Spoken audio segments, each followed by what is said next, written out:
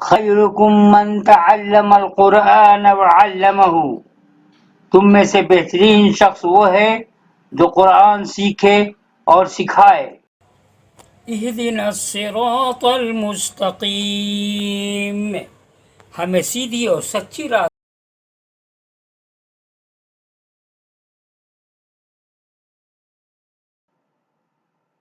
السلام علیکم ورحمۃ اللہ وبرکاتہ۔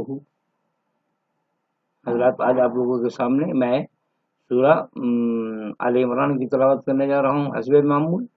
یہ آیت نمبر 52 سے ہوگا، اور 52 سے میں کہاں تک بات کروں گا؟ میں مشکل سے 15 سے 20 منٹ کے اندر میں اپنی بات کو ختم کر دوں گا، یعنی تلاوت قرآن وہاں ترجمہ اور تفسیر ختم ہو جائے گا۔ تو آئیے شروع کرتے ہیں۔ اعوذ باللہ من الشیطان الرجیم، بسم اللہ الرحمن الرحیم۔ فلما أحس عيسى منهم الكفر قال من أنصاري إلى الله قال الحواريون نحن أنصار الله قال الحواريون نحن أنصار الله آمنا بالله واشهد بأننا مسلمون ربنا آمنا بما أنزلت واتبعنا الرسول فاكتبنا مع الشاهدين ومكروا مكر الله والله خير الماكرين إذ قال الله يا عيسى إني متوفيك ورافعك إلي ومطهرك من الذين كفروا وجاعل الذين اتبعوك فوق الذين كفروا إلى يوم القيامة ثم إلي مرجعكم فأحكم بينكم فيما كنتم فيه تختلفون فأما الذين كفروا فأعذبهم عذابا شديدا في الدنيا والآخرة وما لهم من ناصرين وأما الذين آمنوا وعملوا الصالحات فيوفيهم أجورهم والله لا يحب الظالمين ذَلِكَ نَتْلُوهُ عَلَيْكَ مِنَ الْآيَاتِ وَالذِّكْرِ الْحَكِيمِ۔ پھر جب عیسیٰ نے ان کا انکار دیکھا تو کہا کہ کون میرا مددگار بنتا ہے۔ پھر جب عیسیٰ نے ان کا انکار دیکھا تو کہا کہ کون میرا مددگار بنتا ہے اللہ کی راہ میں۔ حواریوں نے کہا کہ ہم ہیں اللہ کے مددگار، ہم ایمان لائے ہیں اللہ پر، اور آپ گواہ رہیے کہ ہم فرما بردار ہیں۔ اے ہمارے رب، ہم ایمان لائے اس پر جو تو نے اتارا، اور ہم نے رسول کی پیروی کی، پس تو لکھ لے ہم کو گواہی دینے والوں میں۔ اور انہوں نے خفیہ تدبیر کی، اور اللہ نے بھی خفیہ تدبیر کی۔ اللہ سب سے بہتر تدبیر کرنے والا ہے۔ جب اللہ نے کہا کہ اے عیسیٰ، میں تم کو واپس لینے والا ہوں اور تم کو اپنی طرف اٹھانے والا ہوں، اور جن لوگوں نے انکار کیا ان سے تمہیں پاک کرنے والا ہوں، اور جو تمہارے پیرو ہوں ان کو قیامت تک ان لوگوں پر غالب کرنے والا ہوں جنہوں نے تمہارا انکار کیا۔ پھر میری طرف ہوگی سب کی واپسی، بس میں تمہارے درمیان ان چیزوں کے بارے میں فیصلہ کر دوں گا جن میں تم جھگڑتے تھے۔ پھر جو لوگ منکر ہوئے ان کو سخت عذاب دوں گا دنیا میں اور آخرت میں، اور ان کا کوئی مددگار نہ ہوگا۔ اور جو لوگ ایمان لائے اور نیک کام کیے اللہ ان کو پورا اجر دے گا، اور اللہ ظالموں کو دوست نہیں رکھتا۔ یہ ہم تم کو سناتے ہیں اپنی آیتیں اور پرحکمت مضامین۔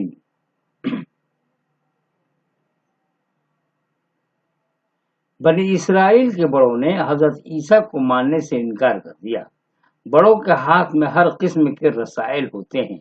مزید یہ کہ مذہب کی گدیوں پر قابض ہونے کی وجہ سے عوام کی نظر میں وہی مذہب کے نمائندے ہوتے ہیں، اس لیے وہ جس کو رد کر دیں وہ نہ صرف وسائل حیات سے محروم ہو جاتا ہے بلکہ حق کی خاطر سب کچھ کھونے کے بعد بھی لوگوں کی نظر میں بددین ہی بنا رہتا ہے۔ کیا بات ہے، سب زندگی میں آ رہا ہے وہاں معاملہ۔ ایسے وقت میں داعی حق کا ساتھ دینا انتہائی مشکل کام ہے۔ یہ شبہات اور مخالفتوں کی عمومی فضا میں اس کی صداقت پر گواہ بنتا ہے۔ یہ حق کی جانب اس وقت کھڑا ہوتا ہے جبکہ حق تنہا رہ گیا ہو۔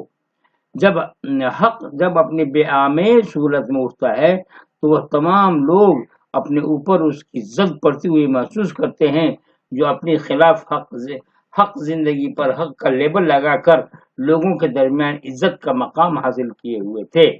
وہ داعی کو زیر کرنے کے لیے اٹھ کھڑے ہوتے ہیں، وہ طرح طرح کے شوشے نکال کر عوام کو اس کے خلاف بھڑکاتے ہیں اور بالآخر طاقت کے ذریعے اس کو مٹا دینے کا منصوبہ بناتے ہیں، مگر اللہ کی نصرت ہمیشہ داعی کے ساتھ ہوتی ہے، اس لیے کوئی مخالفت اس کی آواز کو دبانے میں کامیاب نہیں ہوتی۔ مخالفتوں کے علی الرغم یعنی اس کے برعکس وہ اپنے مشن کو مکمل کرتا ہے۔ دیکھیے یہ اردو کچھ بہت کم لوگ بھی اس کو پتہ ہے۔ علی الرغم یعنی اپوزٹ، یعنی مخالفتوں کے باوجود آپ کہہ سکتے ہیں، مخالفتوں کے باوجود وہ اپنے مشن کو مکمل کرتا ہے۔ جو لوگ دعوت حق کے مخالف بنے وہ اللہ کی نظر میں مفسد ہیں، کیونکہ وہ لوگوں کو جنت کی طرف جانے سے روکتے ہیں۔ اس سے بڑا کوئی فساد نہیں ہو سکتا کہ خدا کے بندوں کو خدا کی جنت کی طرف جانے سے روکا جائے۔ حضرت عیسیٰ یہودی قوم میں پیدا ہوئے، مگر یہود نے آپ کی نبوت نہیں مانی۔ انہوں نے جناب کو ختم کرنے کے لیے آپ کے خلاف جھوٹا مقدمہ بنایا اور آپ کو فلسطین کی رومی عدالت میں لے گئے۔ عدالت سے آپ کو سولی پر چڑھانے کا فیصلہ ہو گیا، مگر اللہ تعالیٰ نے آپ کو آسمان پر اٹھا لیا اور رومی سپاہیوں نے ایک اور آدمی کو آپ کے ہمشکل پا کر اسے سولی دے دی۔ یہود کے اس جرم پر خدا نے یہ فیصلہ کر دیا کہ حضرت مسیح کو ماننے والی قوم قیامت تک یہودی قوم پر غالب رہے گی۔ یہ یہود اور مسیحی دونوں کے ساتھ خدا کا دنیاوی معاملہ ہے، آخرت کا معاملہ اس کے علاوہ ہے جو خدا کی عام سنت کے تحت ہوگا۔ تھوڑا سا اور تلاوت کر دیتا ہوں، 7 منٹ ہوا ہے۔ ایک اور، ان مثل عیسی عند اللہ کمثل آدم خلقه من تراب ثم قال له كن فيكون الحق من ربك فلا تكن من الممترين فمن حاجك فيه من بعد ما جاءك من العلم فقل تعالوا ندعو أبناءنا وأبناءكم ونساءنا ونساءكم وأنفسنا وأنفسكم ثم نبتهل فنجعل لعنة الله على الكاذبين إن هذا لهو القصص الحق وما من إله إلا الله وإن الله لهو العزيز الحكيم فإن تولوا فإن الله عليم بالمفسدين۔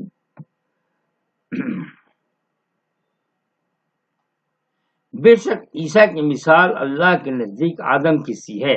اللہ نے اس کو مٹی سے بنایا، پھر اس کو کہا کہ ہو جا تو ہو گیا۔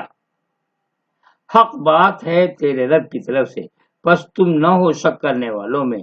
پھر جو تم سے اس بارے میں حجت کرے بعد اس کے کہ تمہارے پاس علم آ چکا ہے، تو ان سے کہو کہ آؤ ہم بلائیں اپنے بیٹوں کو اور تمہارے بیٹوں کو، اپنی عورتوں کو اور تمہاری عورتوں کو، اور ہم اور تم خود بھی جمع ہوں، پھر ہم مل کر دعا کریں کہ جو جھوٹا ہو اس پر اللہ کی لعنت ہو۔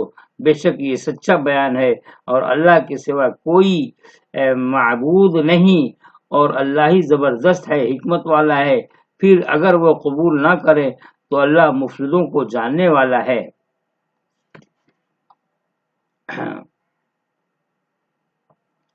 مسیحی لوگوں کا عقیدہ ہے کہ حضرت عیسیٰ علیہ السلام خدا کے بیٹے ہیں۔ ان کا کہنا ہے کہ حضرت مسیح علیہ السلام حضرت مسیح عام انسانوں سے بالکل مختلف ہیں۔ ان کی پیدائش توالد و تناسل کے عام قاعدے کے خلاف باپ کے واسطے کے بغیر ہوئی، پھر آپ کو عام انسانوں کی طرح ایک انسان کیسے کہا جائے؟ آپ کا طریقہ پیدائش خود بتاتا ہے کہ وہ بشر سے ماورا تھے، وہ انسان کے بیٹے نہیں بلکہ خدا کے بیٹے تھے۔ کہا گیا کہ تمہارے سوال کا جواب انسان اول یعنی آدم کی تخلیق میں موجود ہے۔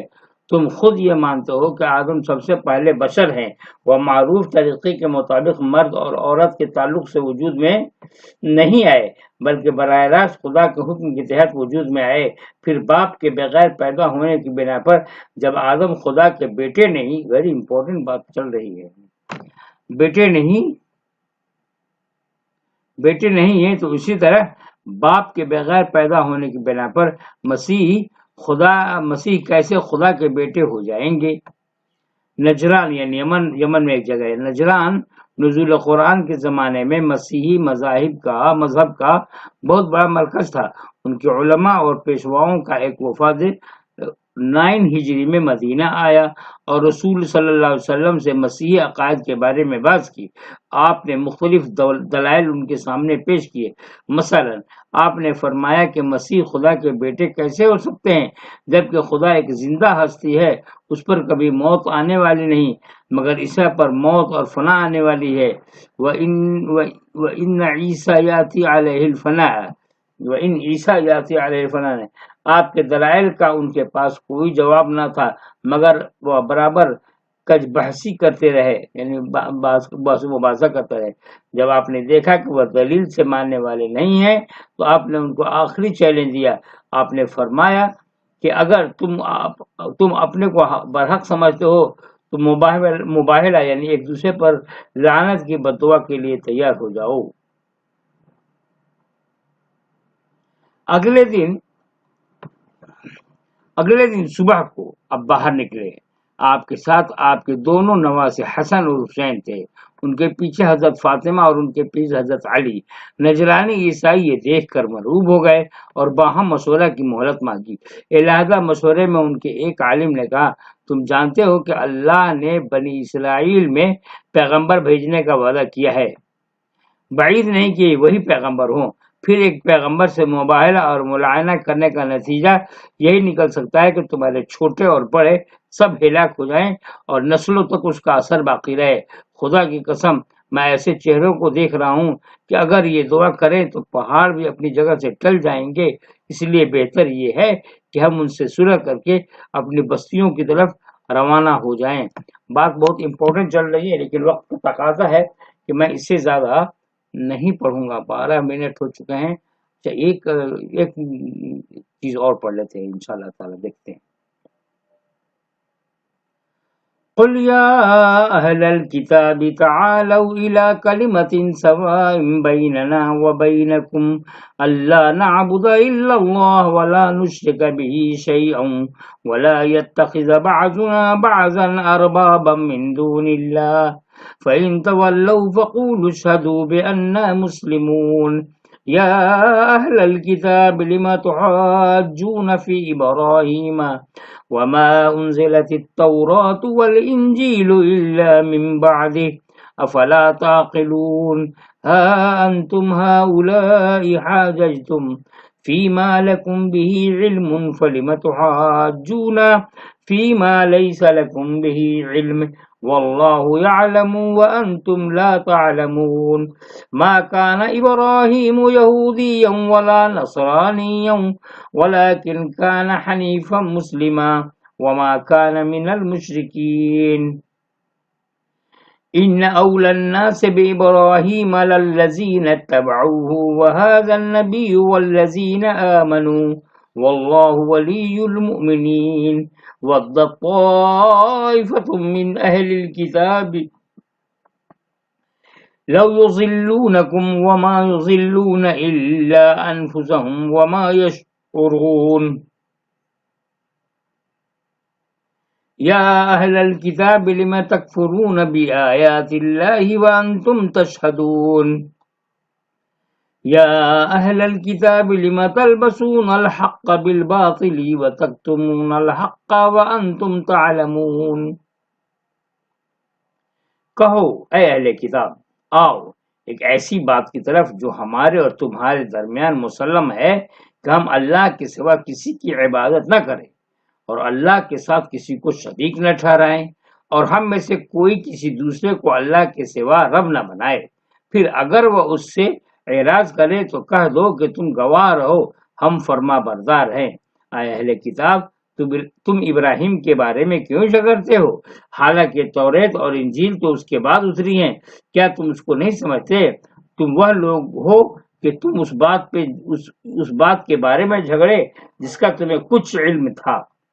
اب تم ایسی بات میں کیوں جھگڑتے ہو جس کا تمہیں کوئی علم نہیں، اور اللہ جانتا ہے تم نہیں جانتے ہو۔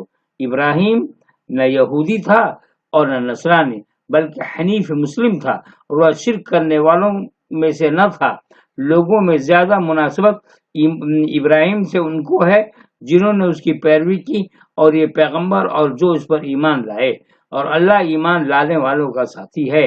اہل کتاب میں سے ایک گروہ چاہتا ہے کہ کسی طرح تم کو گمراہ کر دے، حالانکہ وہ نہیں گمراہ کرتے مگر خود اپنے آپ کو، مگر وہ اس کا احساس نہیں کرتے۔ اے اہل کتاب، اللہ کی نشانیوں کا کیوں انکار کرتے ہو حالانکہ تم گواہ ہو؟ اے اہل کتاب، تم کیوں صحیح میں غلط کو ملاتے ہو اور حق کو چھپاتے ہو حالانکہ تم جانتے ہو؟ 71 تک۔ توحید نہ صرف پیغمبروں کی اصل تعلیم ہے، توحید یعنی اللہ تعالیٰ کو ایک ماننا، ویری امپورٹنٹ بات چل رہی ہے۔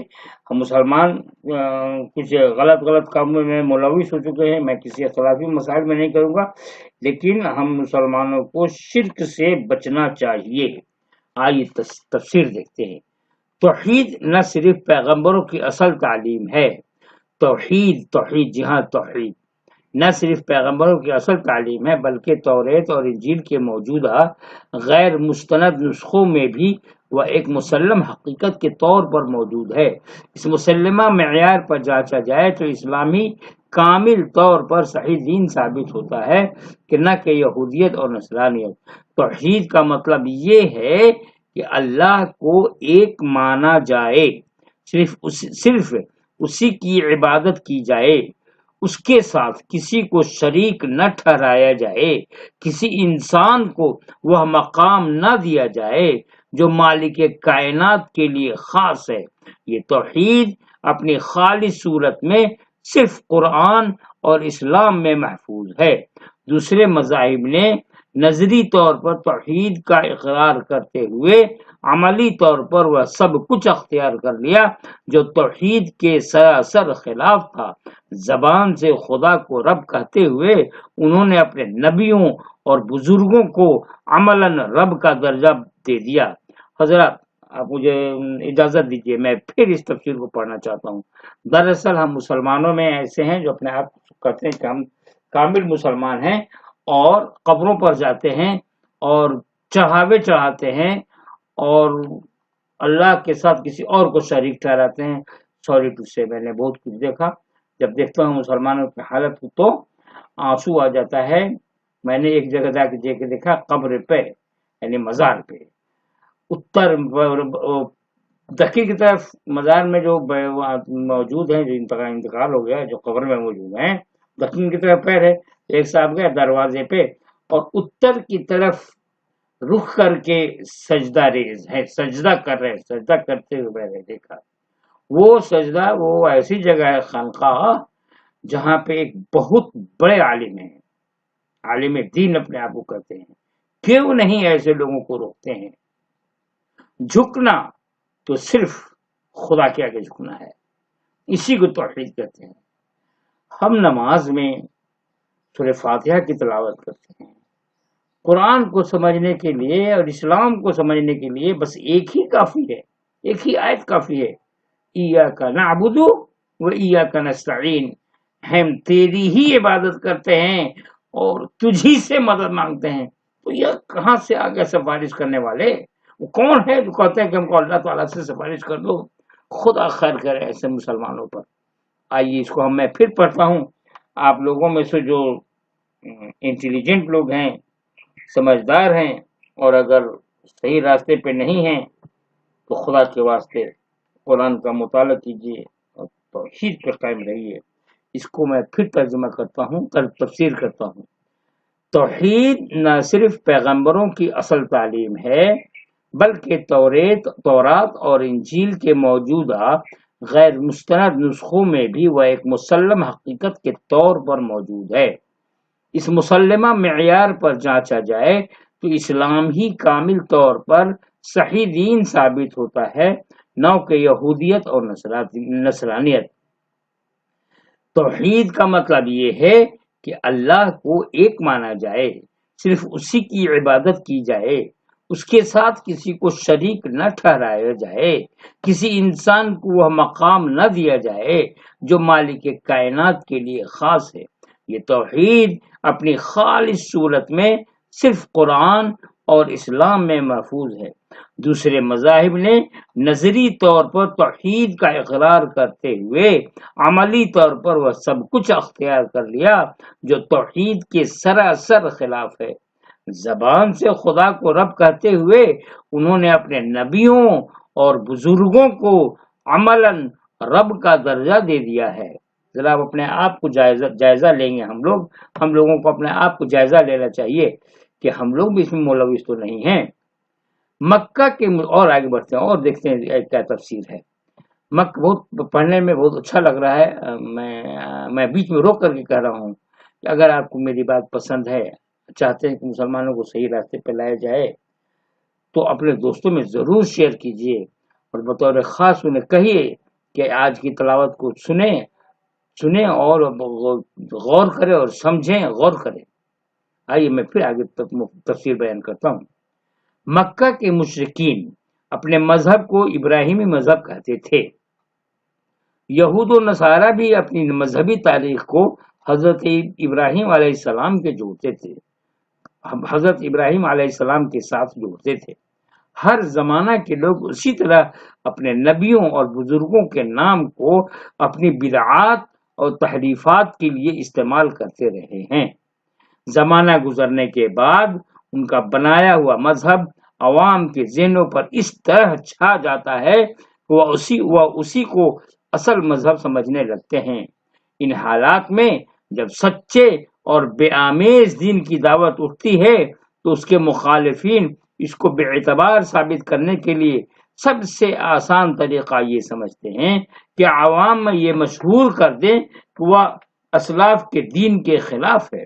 وہ شخص جو اسلاف کے دین کا حقیقی نمائندہ ہوتا ہے اس کو خود اسلاف ہی کے نام پر رد کر دیا جاتا ہے. یہ گویا حق کے اوپر باطل کا پردہ ڈالنا ہے، یعنی ایسی باتیں کہنا جو فی نفس ہی بے حقیقت ہوں مگر عوام تجزیہ نہ کر سکنے کی وجہ سے اس کو درست سمجھ لیں اور حق سے دور ہو جائیں. مسلم حنیف وہ ہے جو توحید کے راستے پر یکسو ہو کر چلے، اور غیر حنیف وہ ہے جو دائیں بائیں کی پگڈنڈیوں پر مڑ جائے. کوئی ایسی ذیل پہلو کو لے کر اتنا بڑھائے کہ وہ اس کو سب کچھ بنا دے، کوئی خدا خیر کرے، کوئی دوسرے ذیل کو پہلو کر کے اس پر اپنی تشریحی اضافے کرے، وہی ساری حقیقت نظر آنے لگے. لوگ دین کے ذیل پہلوؤں کو کل دین سمجھ لیں. یہ توحید کی سیدھی شاہراہ کو چھوڑ کر ادھر ادھر کے راستوں پر دوڑنے لگے. جناب یہیں پہ بات ختم ہو رہی ہے. بہت امپورٹنٹ بات چل رہی ہے. میں پھر آپ لوگوں سے گزارش کروں گا کہ اگر آپ میری تلاوت سن رہے ہیں تو آپ اپنے دوستوں میں شیئر کیجئے اور بطور خاص اپنی طرف سے کہیے کہ یہ درس قرآن میں ضرور حصہ لیں. اجازت دیجیے. فی امان اللہ. السلام علیکم ورحمۃ اللہ.